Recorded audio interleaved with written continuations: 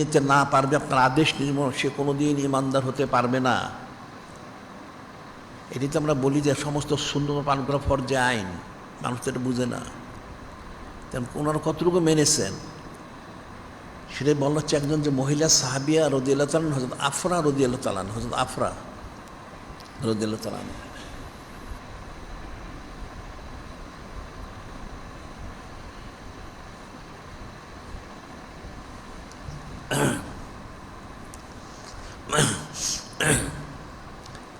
ওনার 7টা ছেলে সন্তান ছিলেন, সবাই ছোট ছোটই। সবচেয়ে বড় যিনি, ওনার বয়স সর্বোচ্চ 15 থেকে 16 হইতে পারে। তখনও দুনিয়াবী দৃষ্টিতে বড় হলে যেমন দাঁড়িয়ে ওঠে, মোষ ওঠে, কোনোটাই ওঠে নাই। এবং তার দ্বিতীয় যিনি, উনি আরও 1 বছর 1.5 বছর ছোট, আর বাকিরা অনেক ছোট। তো যখন বদরের জিহাদের সময় হয়ে গেল, তখন সেই মহিলা সাহাবিয়া রাদিয়াল্লাহু তাআলা আনহা, তিনি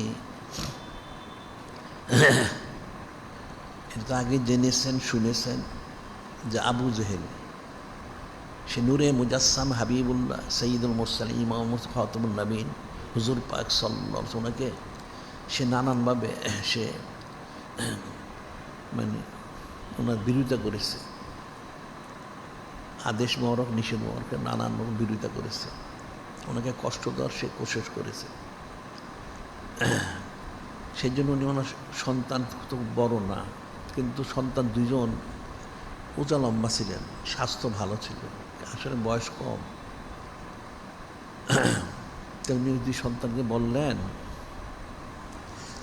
যে এখন তো যদি জেহাদ হয়, আবু জেহেল তো আসবে, আবু জেহেল আসলে আবু জেহেলকে হত্যা করতে হবে, আবু জেহেলকে হত্যা করতে হবে। ছেলে বয়স 15-16 বছর, ছেলের কি বুঝ আছে, কতটুকু বুঝ থাকে সাধারণভাবে। তো যেহেতু ওনারা সাহাবি, ওনার তো সমাজ আলাদা, এটা তার আলোচনার বিষয় না। তো স্বাস্থ্য ভালো, উঁচা লম্বা, শক্তিশালী মোটামুটি। তো ওনারা চুক্তি করলেন যে আপনাদের সাথে আমার চুক্তি হলো, আপনারা আবু জেহেলকে অবশ্যই হত্যা করবেন।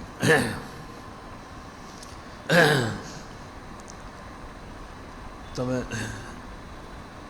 আবু জেহেলকে হত্যা করতে যে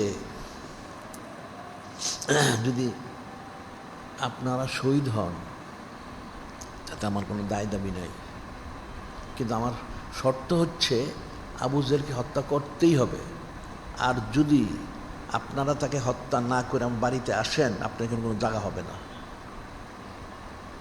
এখানে কোনো জায়গা হবে না, আমি আপনাদেরকে জায়গা দিব না। এখন বাচ্চা ওনারা 15-16 বছর, ঠিক আছে, রাজি হইলেন। এখন তো জেহাদে গেছেন ওনারা। জেহাদে যাওয়ার পরে নূরে মুজাসসাম হাবিবুল্লাহ সৈয়দুল মুরসালিন ইমাম মুরসালিন হুজুর পাক সাল্লাল্লাহু আলাইহি ওয়াসাল্লাম সবাইকে জায়গা নির্দিষ্ট করে দিলেন, দাঁড়ানোর জায়গা নির্দিষ্ট করে দিলেন, অমুক অমুক যে আপনারা দাঁড়ান। দাঁড়াইলেন ওনারা। আব্দুর রহমান বিন আওফ রাদিয়াল্লাহু আনহু কিন্তু খুব বড় যোদ্ধা ছিলেন, তো ওনাকে এক জায়গায় দাঁড়া করানো হলো। তো ওনার দুই পাশে ওনাদের 2জনকে দাঁড়ানো করেন যে আপনার 2 পাশে থাকবেন, ঠিক আছে।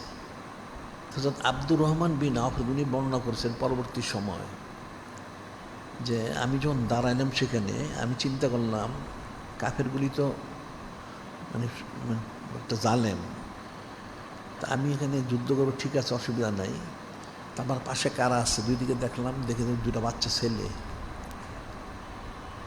আমার 2 পাশে 2টা বাচ্চা ছেলে, বয়স তো নিশ্চয় বেশি না, কারণ এখনও তো দাড়ি মোচ ওঠে নাই, উঁচা লম্বা হলে কী হবে, বয়স তো কম। তা একটু চিন্তিত হইলাম, এখন এখানে যে কোনো জালেমরা আসে, তাই কীভাবে কী করা হবে। তো হঠাৎ যে আমি দেখতে পেলাম আমার ডান দিকে যিনি ছিলেন, উনি আমার কাছে আসলেন। কাছে এসে উনি কানে কানে বললেন, চাচা আবু জেহেল কোনটা? উনি ছিলেন বড় ছেলে, উনি এসে কাছে কানে কানে বললেন যে চাচা আবু জেহেল কোনটা? তো উনি প্রথম বললেন যে আপনি একটা বাচ্চা শিশু, আপনি আবু জেহেলকে কী করবেন? আবু জেহেল একটা বড় পালোয়ান, অন্য অন্য যোদ্ধার আবু জেহেলকে দেখলে পালায় যায়। তো উনি বললেন যে আসলে বিষয়টা হচ্ছে, আমি তো আমার যিনি মাতা ওনার সাথে আমি চুক্তি করেছি। কি চুক্তি করেছেন? আমি অবশ্যই আবু জেলকে হত্যা করব।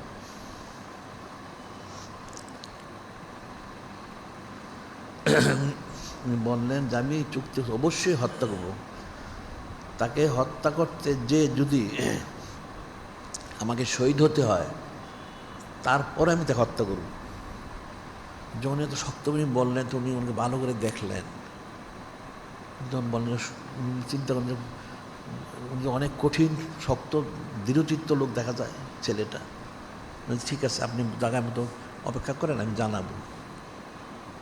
উনি সরে গেলেন। ঠিক কিছুক্ষণের মধ্যে আবার বাম পাশে যিনি ছিলেন তিনি আবার কাছে আসলেন, দ্বিতীয় ছেলে। উনি কাছে এসে বললেন যে চাচা, আবু জেহেল কোনটা? উনি আবার একটু আসলেন, আপনার তো আর বয়স আরও কম, তা আপনি আবু জেহেল দিয়ে কী করবেন? সে তো একটা তাদের কাফের দিলে বড় পালোয়ান। তো উনি একই কথা বললেন যে না, আমি তো আমার মার সাথে চুক্তি করেছি। কি চুক্তি করেছেন? আমি চুক্তি করেছি যে আমি আবু জেহেলকে অবশ্যই হত্যা করব। আবু জেহেলকে হত্যা করতে যখন শহীদ হতে হয়, তারপরও হত্যা করব। উনি দৃঢ়তার সাথে বললেন, একটু তাজ্জুব হয়ে গেলেন, ভালো করে দেখলেন। ঠিক আছে, আপনি আপনার জায়গায় অবস্থান করেন। তখন হযরত আব্দুল মাহফুজ বললেন, আমি তখন মনে চিন্তা করলাম যে অনেক দৃঢ়চিত্ত লোক ওনারা, ওনার অনেক শক্তি বেড়ে গেল, সাহস বেড়ে গেল। হ্যাঁ, ওনাদের মতো লোকে আমার প্রয়োজন।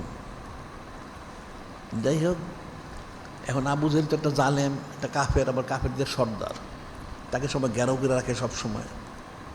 তো যখন হঠাৎ যুদ্ধ শুরু হইলো, জেহাদ শুরু হইলো, তখন দেখা গেল আবু জেহেল অনেক দূরে, তাকে ঘেরাও করে রেখেছে। তো উনি ওই দুজনকে ইশারা করে বললেন, ও যে দেখেন, ওইটা হলো আবু জেহেল। তো হযরত আব্দুর রহমান বিন আওফ বলছে, আমি আশ্চর্য হয়ে গেলাম।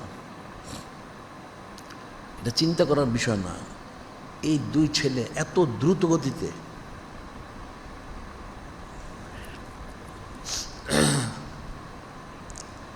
ওনারা সেখানে আবু জেহেলের কাছে গেলেন, যে মনে হচ্ছে একটা বাজ পাখি একটা চড়ুইকে সুমেরে নিয়ে যায়, যেমন চোখের পলকে যে এমন আক্রমণ করলেন, তার আশেপাশে যারা ছিল এগুলো ছিন্ন ভিন্ন হয়ে গেল। আবু জেহেলকে ধরাশায়ী করে দিলেন। সুবহানাল্লাহ, সাল্লাল্লাহু আলাইহি ওয়াসাল্লাম। এখন মুক্তালিব বর্ণনা, আরেকটা বর্ণনা আছে যে হ্যাঁ, ধরাশায়ী তো করছেনই।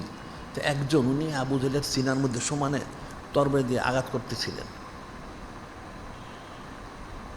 তো ওনাদের মধ্যে একজন, উনি পরে এই শাহাদাতি সান্মর প্রকাশ করেছে। কিন্তু আবু জেহেল কিন্তু শেষ। এই যে আমার বলার বিষয় হচ্ছে যে হযরত সাহাবাই কিরাম রাদিয়াল্লাহু তাআলা আনহু আর এই মহিলা সাহাবী আলাদের উনি এবং ওনার দুই এই সন্তান, তাহলে ওনাদের অন্তরে কতটুকু মহব্বত। এখানে যে বলা হলো, লা ইউমিনু আহাদুকুম হাত্তা আকুনা আহাব্বা ইলাইহি মিন ওয়ালিদিহি ওয়া ওয়ালাদিহি ওয়ান নাস আজমাইন ফি রাওয়াতিহি মিন মালি ওয়া নাফসিহি। কোনো ব্যক্তি ইমানদার হতে পারবে না যতক্ষণ পর্যন্ত নূরে মুজাসসাম হাবিবুল্লাহ সাইয়্যিদুল মুরসালিন ইমামুল খাতামুন নবীন হুজুর পাক সাল্লাল্লাহু ওনাকে সবচেয়ে বেশি মহব্বত না করতে পারবে। দন দৌলত, টাকা পয়সা, গাড়ি বাড়ি, ছেলে মেয়ে, আলাউলাদ, পিতা মাতা, গোষ্ঠী, আত্মীয় স্বজন, এমনকি নিজের জান থেকেও ইমানদার হতে পারবে না। আল্লাহ বললেন, ইউমিনুনা বিল গায়ব, অদৃশ্যে বিশ্বাস স্থাপন করতে হবে। তোমরা কতটুকু মহব্বত করলেন? ওনাদের তো সময় দিলেন, মাল দিলেন, জানটাও দিলেন, কিন্তু ওনারা আবু জেহেলকে খতম করলেন। সুবহানাল্লাহ, সাল্লাল্লাহু আলাইহি ওয়াসাল্লাম।